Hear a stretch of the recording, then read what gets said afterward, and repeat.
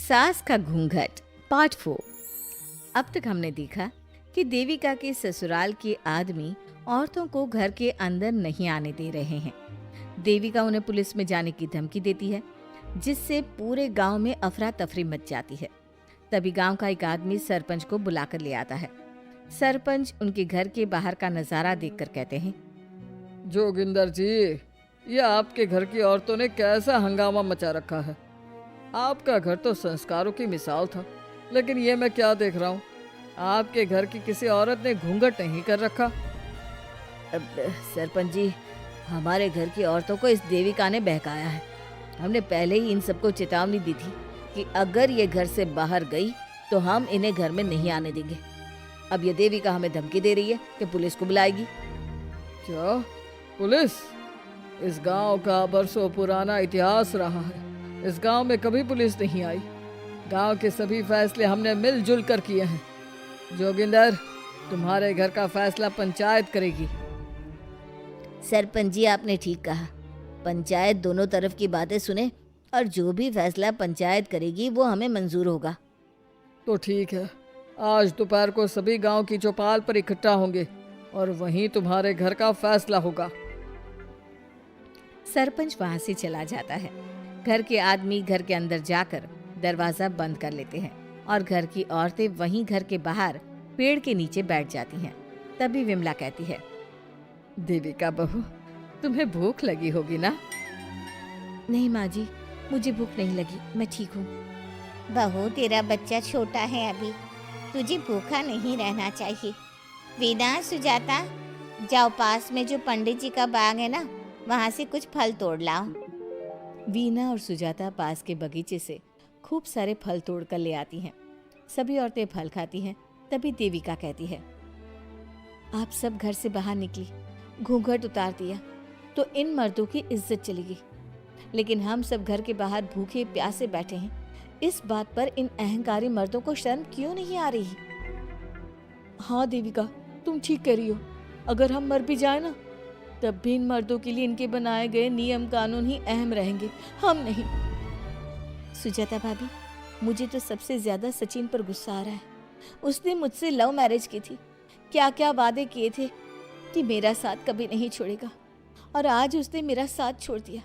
अपने बच्चे को एक बार भी नहीं देखा उसने। देविका, वो शुरू से ही ना डरपोक रहा है, लेकिन इन सारी बातों को छोड़ो। मुझे तो इस बात की चिंता हो रही है कि पंचायत में न जाने क्या फैसला होगा। पता नहीं वो इंसाफ करेंगे भी या नहीं। वीना दीदी, आपको अभी भी पंचायत से इंसाफ मिलने की उम्मीद है? अगर इस गांव की पंचायत में सच में इंसाफ करने की भावना होती तो सरपंच जी अभी हमें घर के अंदर जाने देते। देखा नहीं कितना जहर उगल कर गए हैं हमारे खिलाफ। तो बहू, अब हम क्या करेंगे?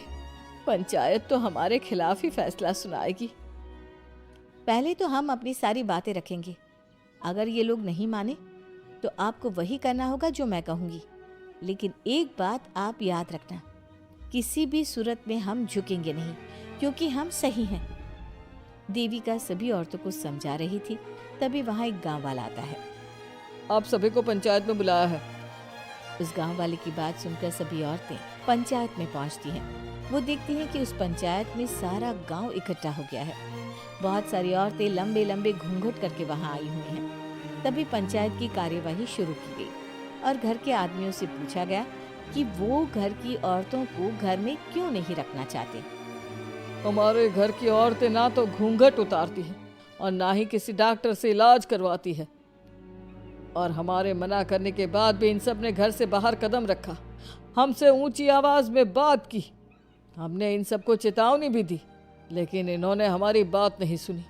अब ये सभी औरतें हमारे घर में नहीं रह सकती। अब औरतें अपना पक्ष रखें। ये कानून की किस किताब में लिखा है कि औरतों को घूंघट करना चाहिए? और अगर मेरे ससुराल की औरतें मुझे डॉक्टर के पास ना लेकर जाती तो ना मेरा बच्चा जिंदा बचता और ना ही मैं। लेकिन दाई अम्मा से हम इलाज करवा रहे थे ना। दाई अम्मा को कुछ समझ में नहीं आ रहा था। देविका का इलाज दाई अम्मा के बस की बात नहीं थी। काफी देर तक दोनों पक्षों में बहस चलती रही। दोनों एक दूसरे पर आरोप प्रत्यारोप लगाते रहे, लेकिन दोनों पक्षों की बात सुनने के बाद पंचायत ने जो फैसला लिया उसके लिए तो देविका पहले से ही तैयार थी। दोनों पक्षों की बात सुनने के बाद पंचायत ने यह फैसला किया है कि सारी गलती महिलाओं की है। अगर वो अपने अपने पतियों से माफ़ी मांग लेती है और वादा करती है कि भविष्य में कभी ऐसी गलती नहीं दोहराएंगी, तो वो घर के अंदर प्रवेश कर सकती हैं। हमें पंचायत का फैसला मंजूर नहीं है। हमने कोई गलती नहीं की जो हम माफ़ी मांगे। और किस बात का वादा करें हम? हमने देविका की जान बचाई है, तो आप हमसे भविष्य में किसी की जान न बचाने का वादा ले रहे हैं क्या? अगर तुम्हें पंचायत का फैसला मंजूर नहीं है तो तुम सबको घर में नहीं पुरानी हवेली में रहना होगा, जो अब खंडहर बन चुकी है। यह खंडहर तुम्हारे घर के सामने ही है। सरपंच जी, आपका फैसला सही नहीं है। एक बार और सोच लीजिए इस फैसले के बारे में। ओ शहर की छोरी, 4 किताबें क्या पढ़ ली, हमें सही गलत का पाठ पढ़ाएगी? तुझे पता नहीं कि पंचायत का फैसला यहाँ सदियों से चलता आया है और लोग उसी को मानते आए हैं। अच्छी तरह जानती हूँ सरपंच जी। अगर मैं चाहूँ तो आपके इस फैसले को कोर्ट की चौखट तक ले जा सकती हूँ। पुलिस को बुलाकर अभी घर के अंदर जा सकती हूँ। पंचायत और घर के आदमियों की शिकायत पुलिस में कर सकती हूँ और अपने बच्चे को उसका हक दिलवा सकती हूँ। लेकिन नहीं, मैं ऐसा नहीं करूँगी। मैं उसी खंडहर में रहूँगी और इस गांव के आदमियों को दिखा दूंगी कि औरत खंडहर को भी महल बना सकती है, और वो भी बिना किसी आदमी की मदद के। सारे गांव की औरतें देविका की बातें सुनकर हैरान हो जाती हैं। उनका जीवन घूंघट और घर के 4 दीवारी के बीच में ही था। कोई औरत अपने हक के लिए पंचायत से भी टकरा सकती है, ये बात उन्होंने पहली बार सुनी थी। अब देविका घर की औरतों के साथ खंडहर में चली जाती है। माँ जी, ये खंडहर तो काफी पुराना है। भाभी, खंडहर पुराने ही होते हैं। मुझे तो डरावना भी लग रहा है। मैं डर की वजह से कभी इस खंडहर के आसपास भी नहीं आई, लेकिन मुझे क्या पता था कि एक दिन इसी में रहना पड़ेगा। ये तो टूटा फूटा भी बड़ा है।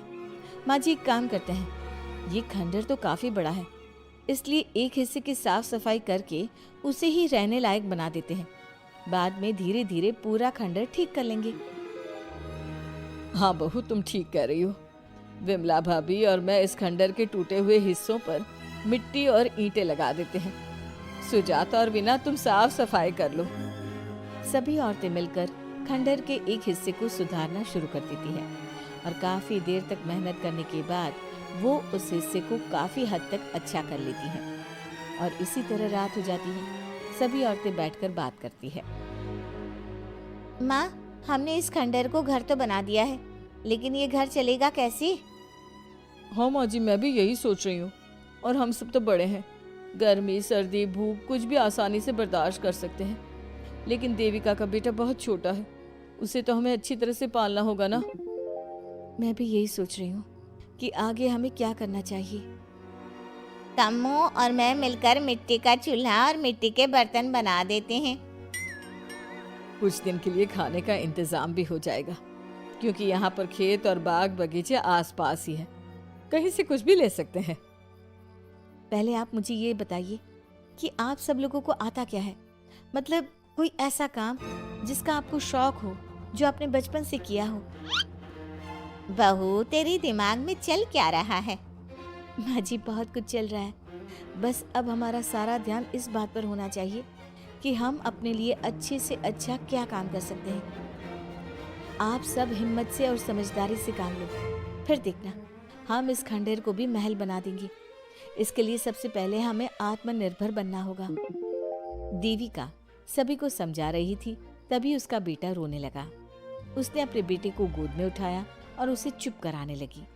अब देविका के सामने सबसे बड़ी चुनौती थी कि वो किस तरह से ससुराल की औरतों को आत्मनिर्भर बनाए और किस तरह से अपना घर चलाए। हमारे प्यारे दर्शकों, अब आप बताइए, देविका और घर की सभी औरतों ने अपने पतियों से माफी ना मांगकर सही किया या गलत? क्या उनका खंडहर में रहने का फैसला सही था? अब देविका को क्या कदम उठाना चाहिए, हमें कमेंट में जरूर बताना। हमारी कहानी को लाइक, शेयर और चैनल को सब्सक्राइब करना मत भूलना।